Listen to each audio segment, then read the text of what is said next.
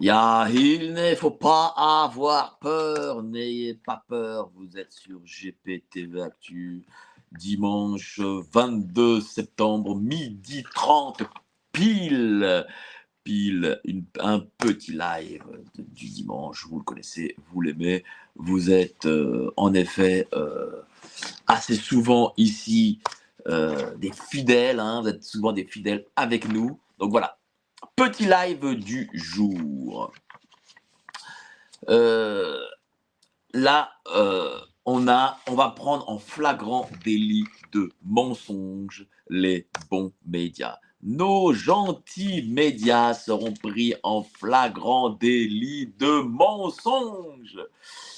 Je vais vous donner un exemple, il est très simple et il est totalement factuel. Rappelez-vous, lorsque nous parlions des cérémonies, voilà, de ces cérémonies des Jeux Olympiques, lorsque nous disions que c'était satanique, que c'était fait exprès, que c'était de la poétique, que derrière ça, le narratif se mettait en place afin, un narratif évidemment où il y avait un maximum d'audimat. Donc ce narratif devait se faire à ce moment-là pour imposer une propagande à l'ensemble du monde, une propagande progressiste, une propagande satanique, une propagande visant à inverser totalement les valeurs, toute forme de valeur, hein, que ce soit morale, de société, ce que vous voulez.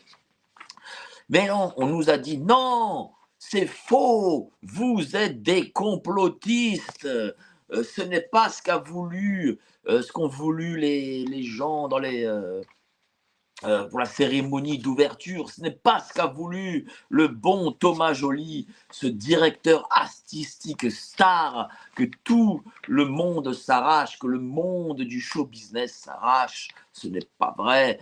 On a juste voulu montrer la beauté de la France au monde entier et tout le tralala et patati et patata et sorti du bois les Conspiracy Watch sont sortis du bois, les Libé, Le Monde, machin, et tout ce que vous voulez, pour dire que nous mentions, que nous étions d'affreux menteurs, que nous ne faisions que mentir aux gens qui nous regardent et que nous avions bien entendu l'esprit mal placé. Manque de bol, en cherchant un sujet pour aujourd'hui, je suis tombé sur une interview de notre bon Thomas Joly. Thomas Joly, directeur artistique de la cérémonie des Jeux Olympiques. Que dit-il au monde? Que dit-il? Il dit, je reconnais bien sûr que la cérémonie était politique.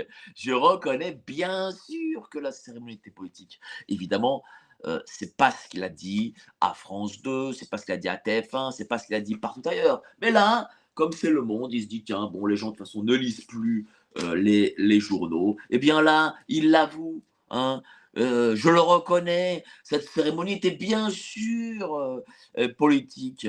Il fallait imposer, c'est lui qui le dit, hein, il fallait imposer les questions de genre. Donc, quand il dit ça, qu'est-ce que c'est imposer les questions de genre? Ça signifie que il fallait imposer le transsexualisme, il fallait imposer le soi-disant Dionysos sur sa table, il fallait imposer la scène avec des transgenres, il fallait imposer, il faut dire les choses, l'hérétisme et il fallait imposer le blasphème. Voilà, il fallait, c'est lui qui le dit, hein, il le dit cette semaine au monde, il fallait imposer les questions du genre. Qu'est-ce que ça veut dire? Attendez, je suis désolé. Eux, ils parlent de genre. Bon, allez, je vais utiliser leur terme, genre. Genre, c'est quoi? C'est homme ou femme. C'est homme ou femme, il n'y a rien d'autre. Voilà, c'est ou vous êtes un homme ou vous êtes une femme. Point barre. Voilà, le reste, c'est de la folie, c'est de l'hérétisme et du satanisme, et c'est l'antéchrist. Voilà, sachez-le, voilà, le reste n'existe pas. Pourquoi imposer le fait qu'il y ait des hommes et des femmes? Voilà, qu'est-ce que c'est? Ou des femmes et des hommes, hein, voilà. Bon. Pourquoi imposer? Pourquoi imposer ces questions? Enfin, je sais pas, ça existe depuis que le monde est monde, depuis que la terre est terre, depuis que l'être humain existe. Non, lui il dit il fallait imposer les questions de genre. Dans sa tête, lorsqu'il dit il faut imposer les questions de genre, c'est-à-dire qu'il faut imposer ceux qui se sentent trans. Il faut imposer ceux qui se sentent hommes lundi, femmes mardi, mercredi, que sais-je. Il fallait imposer la logique, la logique LGBT, quoi. Il fallait l'imposer. Il le dit lui-même au Monde. Je vous invite à lire Thomas Joly, Le Monde. Voilà, c'est lui qui crée, c'est lui qui design en gros la cérémonie d'ouverture, de fermeture, la cérémonie des Paralympiques, ouverture, fermeture. En fait, voilà, c'est lui qui est le patron de tout ça. Donc, c'est lui qui impose un message. Évidemment, il n'a pas été choisi pour rien, surtout dans un pays où la première dame ou le premier monsieur est si équivoque. Là aussi, c'est encore, je suis désolé, un caillou lancé dans le jardin de l'État du régime. C'est pourquoi est-ce que depuis que Macron est président, est-ce que depuis que on se doute de la réalité de ce qu'est Madame Macron, pourquoi impose-t-on, doit-on imposer ces questions de genre? Pourquoi doit-on les faire? Évidemment, à partir des 15 minutes, hein, je le répète, je prendrai des questions si vous en avez et j'essaierai d'y répondre. Il rajoute ensuite, et je vous promets, hein, ce n'est pas ma langue qui, voilà, c'est pas moi, j'ai envie de dire, qui a envie de raconter des bobards. Non, c'est une réalité. C'est pour ça que je vous dis, allez voir Thomas Joly, Le Monde, interview. Il dit Jeanne d'Arc était des plus grands travestis, l'un des plus grands travestis de notre histoire. Donc, Sainte Jeanne d'Arc, puisqu'elle a été depuis béatifiée, depuis des siècles, pour lui, ce n'est pas une femme qui prend les armes pour se battre contre les Anglais, pour buter les Anglais, les Anglo-Saxons, enfin tout le mal venant de cette île de France, cette occupation, de cette guerre et de sortir de la guerre de 100 ans et de remettre en place le royaume de France. Non, pour lui, ce n'est pas ça. Pour ces gens, ces mondialistes, ces sataniques, ces satans, c'est des satans, hein. C'est un soldat de l'antéchrist. À un moment donné, il faut le dire, cet homme est le soldat de l'antéchrist. Eh bien, pour eux, Jeanne d'Arc est un trans, c'est un travesti. Ce n'est pas une femme, c'est un transsexuel, c'est un travesti, je ne sais pas, ça a pour but de conforter leur idéologie.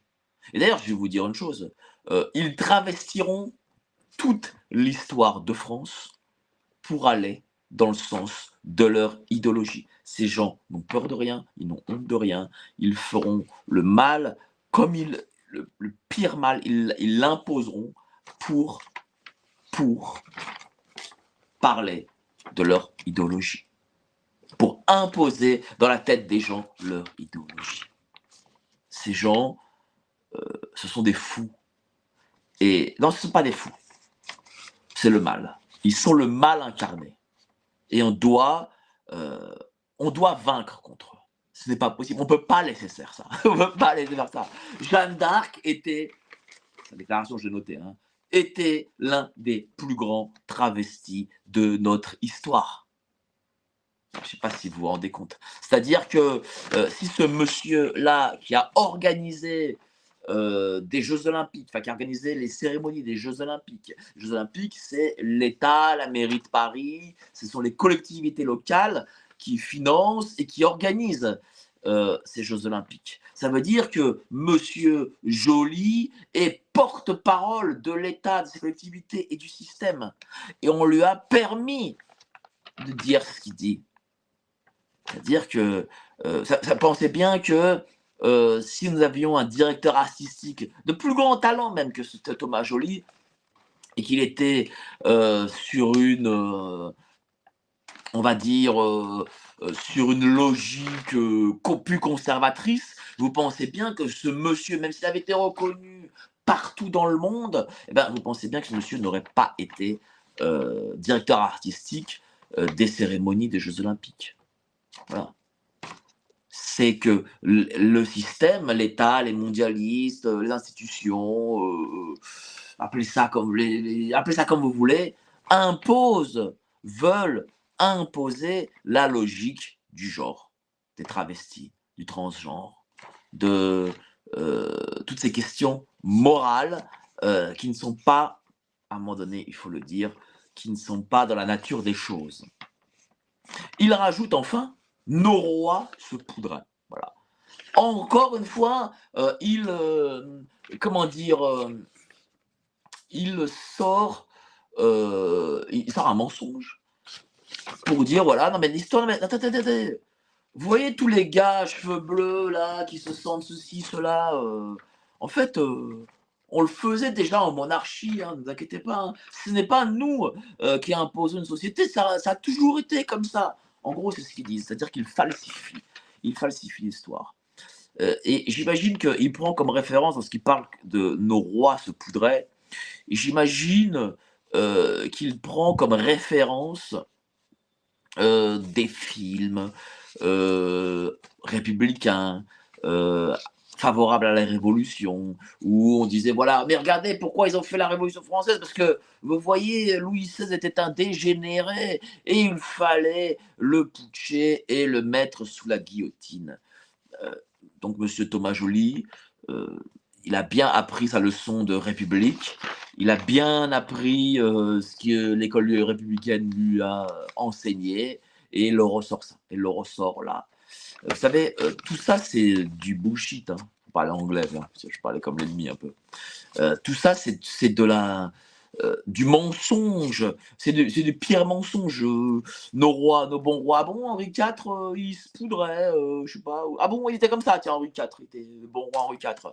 François Ier, non, Saint-Louis, je sais pas, Louis VI le Gros, je sais rien moi, Louis XIV, voilà, oui, en fait, c'était des transgenres qui étaient essentiellement dans de la dépravation. Bon, enfin, peut-être Louis XV était un peu bizarre, ça, je dis pas. C'est vrai que peut-être un ou deux l'étaient, mais ce n'est pas une réalité sur un ensemble de 1500 ans d'histoire. Voilà. Est-ce que Philippe le Bel, la nuit, il se mettait du rouge à lèvres et puis il portait des robes à fleurs ou de quoi on parle là? Et de quoi on parle là? Très sincèrement, cette façon d'imposer un mensonge aux gens, c'est une honte. Mais vraiment, hein, alors, vous voyez, depuis quelque temps, je parle de plus en plus du diable, peut-être que je suis plus spirituel. Enfin, c'est pas que je le suis plus, c'est que je remarque qu'en réalité, l'attaque, dorénavant, se fait par ce biais-là. Par ce biais-là. C'est-à-dire que l'attaque, avant, pouvait se faire sur des textes de loi injustes, sur de la fiscalité, bon, elle se fait toujours d'ailleurs, sur des choses, sur de contrôle, elle se fait toujours aussi d'ailleurs pour le coup, tiens, bref. Mais là, on sent que, que l'État, dorénavant, rentre dans le culte. Il rentre dans le culte, il n'a plus peur. Il se dit, voilà, moi, État, ce que je veux, c'est déconstruire, parce qu'ils adorent ce mot, déconstruire l'histoire, pour faire croire qu'en effet, la décadence que nous vivons actuellement, les mœurs inversées que nous vivons, les valeurs inversées que nous vivons, c'est-à-dire la victime devient coupable, le coupable devient victime, celui qui normalement doit plutôt être suivi dans un hôpital psychiatrique. Lui devrait par contre, lui devient le type normal, lambda, et celui qui est, je sais pas moi, ou elle, ceux qui sont une famille, 2 enfants, qui vivent en couple homme-femme, eux, pour eux, sont des dégénérés qui ne doivent pas exister. Voilà. Donc, tout ça, c'est l'inversion des valeurs. Elle est imposée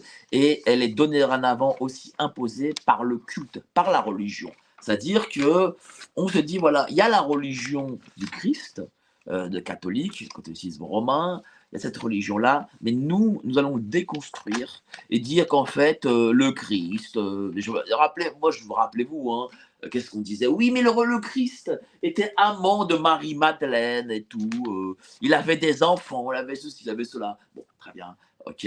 Donc ça, c'est... on impose le mensonge, voilà, on impose le mensonge dans le culte, dans notre histoire. C'est-à-dire qu'on va faire des grands héros, de grands héros et de grandes héroïnes. Sainte Jeanne d'Arc est une héroïne de l'histoire de France. Eh ben, on va faire d'elle euh, je sais pas moi, une danseuse des Folies Bergères ou de chez Michou. Voilà, tiens, tiens ça, ouais, c'est une transformiste de chez Michou en réalité. Et on va détruire ce que ses aïeux ont fait pour dire non, mais attendez, c'est pas ça qu'ils l'ont fait. Et puis s'ils l'ont fait, ils l'ont fait de telle sorte, de telle façon. C'est une honte. Moi, je ne comprends pas, je n'arrive pas à comprendre que, à la suite de ce que nous a montré cet été, eh bien, on a été stoïque, on s'est dit, oh, bah, tiens, c'était bien en fait, c'est normal. Pardon, monsieur, je suis confus, j'ai garé mon briquet. On a aussi tendance à jouer avec le feu. Google, qui est une création de la CIA. L'équipe de Géopolitique Profonde vous donne le meilleur de l'actualité brûlante. Mais en échange, on veut un geste de votre part. Merci de ce geste d'amour, on vous le rendra. Ravi.